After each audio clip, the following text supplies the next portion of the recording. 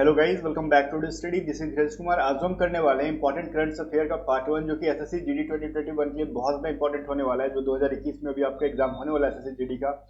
और इसमें जो करंट अफेयर की जो सीरीज चलेगी, लगातार चलेगी आपके एग्जाम तक, ठीक है। और इसकी जो पीडीएफ वगैरह होते जाएंगे, वीडियो अपलोड होने के 3-4 घंटे बाद आपको टेलीग्राम चैनल पर मिल जाएगा, ठीक है। तो टेलीग्राम चैनल का लिंक डिस्क्रिप्शन में है, या तो डिस्क्रिप्शन से लिंक के थ्रू ज्वाइन करो टेलीग्राम चैनल, या फिर टेलीग्राम पे सर्च कर लेना @A to Z स्टडी, तो आपको मिल जाएगा। वहाँ पे भी 10-11 हज़ार बच्चे हैं, ठीक है। और बाकी यूट्यूब चैनल को भी सब्सक्राइब कर ही लेना आप लोग, A to Z स्टडी को। और फिलहाल हम लोग देखो यहाँ पे जो है ना, ओलंपिक से रिलेटेड बहुत सारे क्वेश्चंस बनते हैं, बट हम लोग मेन वो पढ़ेंगे जो एग्जाम में आते हैं, ठीक है। मतलब वो सारे क्वेश्चंस नहीं जो बस ऐसे ही मतलब एग्जाम में नहीं पूछे जाते, वो सभी चीजें नहीं पढ़ेंगे।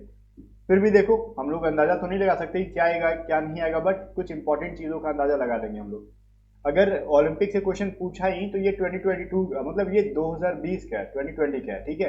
और ये हुआ 2021 में हुआ, ठीक है। हुआ कब भाई? 2021 में, कोविड की वजह से। तो ये चीज क्लियर है आपको।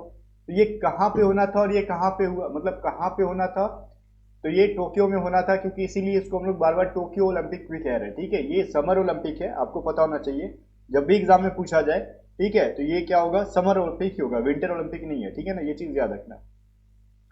तो ये जो था समर ओलंपिक था, और ये जापान में हुआ था। और इसके अलावा अगर एक और क्वेश्चन ये पूछा जाए कि चलो ठीक है, यहाँ पे टोटल कितने कंट्रीज ने, कितने नेशंस ने पार्टिसिपेट किया था, तो टोटल कितने किया था? 206 कंट्रीज ने या फिर नेशंस ने क्या किया था? पार्टिसिपेट किया था। तो ये चीज जो है इंपॉर्टेंट है आपके लिए। और ये कब से कब तक हुआ, ये भी पूछा जा सकता है। तो आपका ये 23 जुलाई से, ठीक है, 8 अगस्त तक, ये 2021 की बात की जा रही है। 23 जुलाई से लेके 8 अगस्त तक ये ड्यूरेशन रहा पूरा ओलंपिक का। और हम लोग पैरा ओलंपिक के बारे में नेक्स्ट वीडियो में पढ़ेंगे, ठीक है। तो चलो, ये सब चीजें जो है फर्स्ट क्वेश्चन से क्लियर हो गया।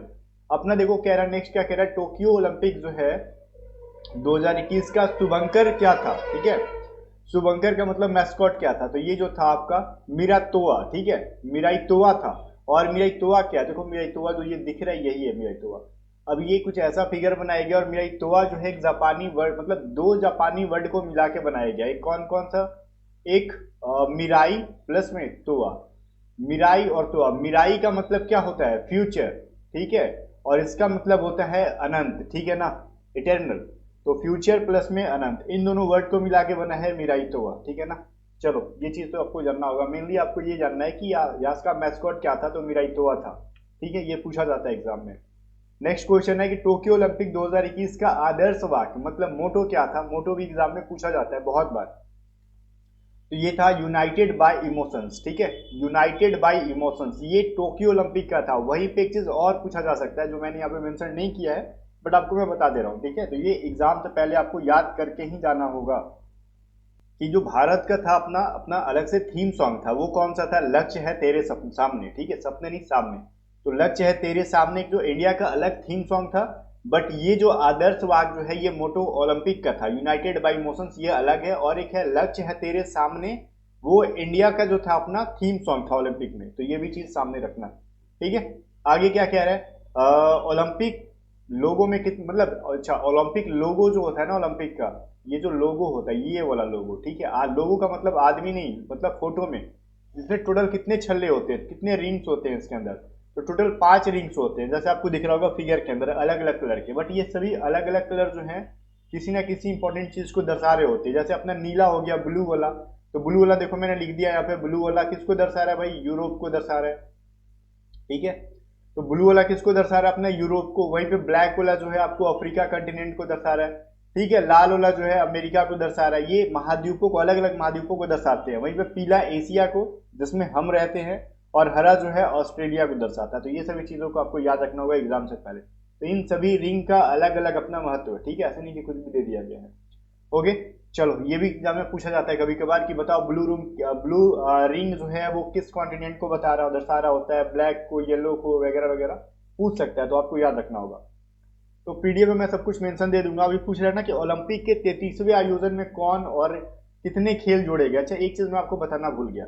ये जो ओलंपिक हो रहा है, ठीक है, मतलब कुल मिला के जो ओलंपिक हो रहा है, ये ओलंपिक का 33वां संस्करण है, ठीक है। ये कौन सा है? 33वां संस्करण है। ये भी अगर एग्जाम में पूछ दे तो भूलना मत, ठीक है।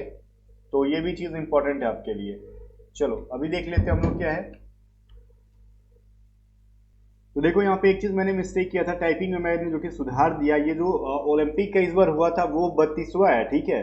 ये 32वां एक्चुअली मैं जब आपको पढ़ा रहा था तो मैंने एक चीज मेंशन यहाँ पे नोटिस किया, ये 32 था इस बार और 33वां अगली बार होगा, ठीक है। अभी जो हुआ था 32वां था, तो ये चीज याद रखना, ये 32वां संस्करण है और अगली बार जो होगा वो 33वां संस्करण होगा। तो ये इंपॉर्टेंट एग्जाम्पल है, जो कि यहाँ पे मिस्टेक था, मैंने भी सुधार दिया।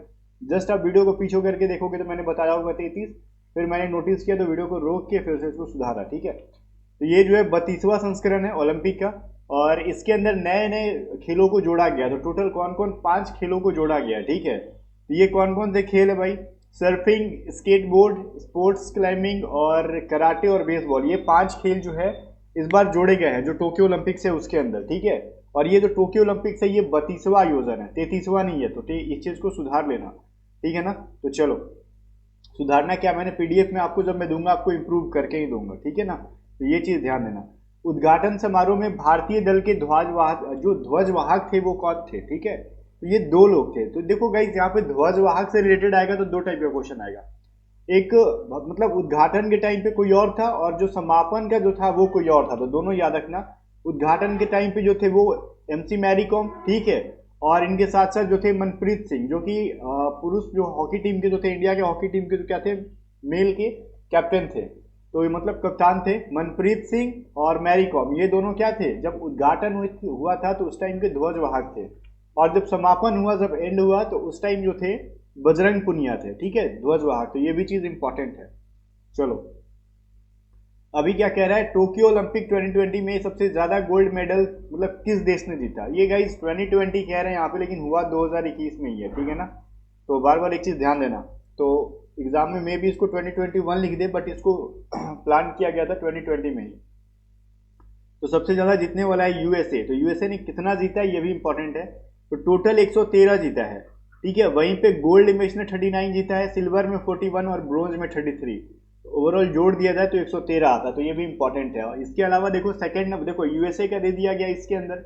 वहीं पे चाइना सेकंड नंबर पे था, 88 जीता उसने, ठीक है। स्वर्ण में मतलब गोल्ड में इसने 38, सिल्वर में 32 और ब्रोंज में कितना 18। वहीं पे जापान तीसरा नंबर पे था, ग्रेट ब्रिटेन चौथा पे, और ये जो था रूसी ओलंपिक समिति ये चौथा पे था, 5वां पे था, ठीक है। वहीं पे इंडिया के बारे में बात कर ले तो इंडिया जो है 48 नंबर पे था और उसने टोटल 7 पदक जीते हैं, ठीक है। और 7 में से एक जो है गोल्ड जीता है, ठीक है। गोल्ड कितना, 1, और सिल्वर जो है 2 और ब्रोंज 4। ये भी इंपॉर्टेंट है, पूछता है कि इंडिया ने, मतलब बाकियों का पूछे ना पूछे इंडिया का पूछ सकता है, ठीक है ना। तो इंडिया का जरूर कंठस्थ याद रखना। इंडिया ने कितने ब्रोंज जीते, कितने सिल्वर जीते या फिर कितने गोल्ड जीते, ये पूछा जा सकता है, ठीक है। और इंडिया जो है कितने नंबर पे था, तो मतलब 48 नंबर पे था, 48वें। जैसे ये यूएसए 1 नंबर पे है, 2 पे चाइना है, 3 पे जापान, उस तरीके से इंडिया 48वें नंबर पे है। अब आगे क्वेश्चन क्या कह रहा है कि टोक्यो ओलंपिक जो है में भारत के लिए पहला गोल्ड मेडल किसने जीता था? ऑब्वियसली ये तो नाम सबके जुबान पे होगा। तो पहला गोल्ड मेडल जीतने वाला कौन था भाई? ये नीरज चोपड़ा, ठीक है ना। तो पहला और आखिरी, मतलब टोक्यो ओलंपिक में तो एक ही गोल्ड मेडल है ना, पहला कह लो चाहे आखिरी कर लो, एक ही गोल्ड मेडल आया। और ये नीरज चोपड़ा से पूछ सकता है कि ये किस खेल से, किस गेम से है? तो जैवलिन थ्रो, मतलब भाला फेंक से। तो ये तो सबको पता चल गया होगा, आजकल यूट्यूब का जमाना है, ये चीज शोर मच गई है, ठीक है। और कितना मीटर का स्कोर था ये पूछ सकता है, मेन है यहाँ पे 87.58, ठीक है। चलो, अच्छा 87.58 है, तो ये चीज भी आपको याद रखना ही होगा। अगला क्वेश्चन कह रहा है कि देखो यहाँ पे हम लोगों ने गोल्ड का जान लिया, एक आया तो याद रहेगा, बट यहाँ पे सिल्वर के क्या है आपको देख लो, सिल्वर के 2 है, ब्रोंज के क्या है 4 है। तो इनका भी नाम याद रखना होगा क्योंकि बहुत ज्यादा है नहीं, कोई भी पूछा जा सकता है। वहीं पे पहली सिल्वर में मिला था मीराबाई चानू को। मीराबाई चानू वेट लिफ्टिंग से, भारोत्तोलन से, ये भी पूछ सकता है कि पहली सिल्वर जीतने वाली, मतलब टोक्यो ओलंपिक में पहला सिल्वर इंडिया की तरफ से किसने जीता? तो मीराबाई चानू ने। या फिर पूछेगा कि मीराबाई चानू किस स्पोर्ट से रिलेटेड है, तो वेट लिफ्टिंग या फिर भारोत्तोलन से, ठीक है, विमेन में। अब यहाँ पे एक और जो दूसरे नंबर पे मिला सिल्वर जीते थे वो रवि दहिया नाम था इनका, ठीक है। ये जो कुश्ती से संबंधित है, बस इतना ही आ सकते हो कि ये कुश्ती से संबंधित है, मतलब खेल से संबंधित है, और इनका नाम रवि दहिया, जिन्होंने सिल्वर जीता है दूसरा, ठीक है। वहीं पे कास्ट से अगर देखा जाए, ब्रॉन्ज मेडल किसको मिला? तो ये लवलीन बोरगोहेन है, ठीक है। इनका नाम लवलीन बोरगोहेन है, ठीक है ना। और ये मुक्केबाजी बॉक्सिंग से संबंधित है, इनका संबंध किसका है? बॉक्सिंग से। और यहीं पे पीवी सिंधु जो है बैडमिंटन से, इनको भी मिला है क्या? ब्रॉन्ज। और बजरंग पुनिया जो पहलवानी से है, तो इनको भी मिला है ब्रॉन्ज, रेसलिंग से है, ठीक है। और वहीं पे जो चौथा जो है वो भारत पुरुष हॉकी टीम है, मतलब समझ गए, ये जो पूरे टीम की तरफ से पुरुष हॉकी टीम को भी मिला है। चलो अगला क्वेश्चन कह रहा है भारत के महिला हॉकी टीम के कप्तान कौन थी। ठीक है, तो ये टोक्यो ओलंपिक्स के बारे में पूछा जाएगा, तो रानी रामपाल। ठीक है ना, तो चलो अभी भी हैं, तो रानी रामपाल थी। और वहीं पे अगर पुरुष का पूछा जाए तो मैंने जस्ट ऊपर बताया था कि मनप्रीत सिंह थे। तो ये भी दोनों बहुत ज्यादा इंपॉर्टेंट सवाल है। ठीक है, और एक इंपॉर्टेंट सवाल ये है कि ओलंपिक में क्वालिफाई करने वाली भारत की पहली तलवारबाज कौन बनी।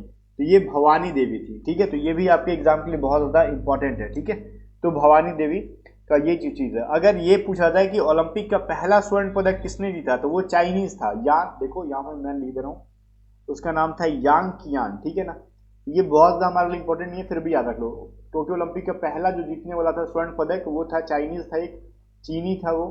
ठीक है, यांग कियांग नाम था, और ये शूटिंग में ये जीता था। ठीक है, तो ये जो था इतना इंपॉर्टेंट था। और इसके अलावा जाते जाते एक चीज मैं और बता दूं कि इस बार ऐसा फर्स्ट टाइम हुआ है कि जो एक ट्रांसजेंडर एथलीट भी पार्टिसिपेट किया था उसने, किसमें, ओलंपिक के अंदर। ठीक है, तो उसका नाम था लॉरेल। ठीक है, लॉरेल हबर्ड। ठीक है, तो इसका नाम नोट कर लेना, ये ट्रांसजेंडर था जिसने कि इस बार के ओलंपिक में क्या किया, पार्टिसिपेट किया था। तो ये एथलीट था, इसका नाम भी याद रखना इंपॉर्टेंट है क्योंकि एग्जाम में पूछा जा सकता है।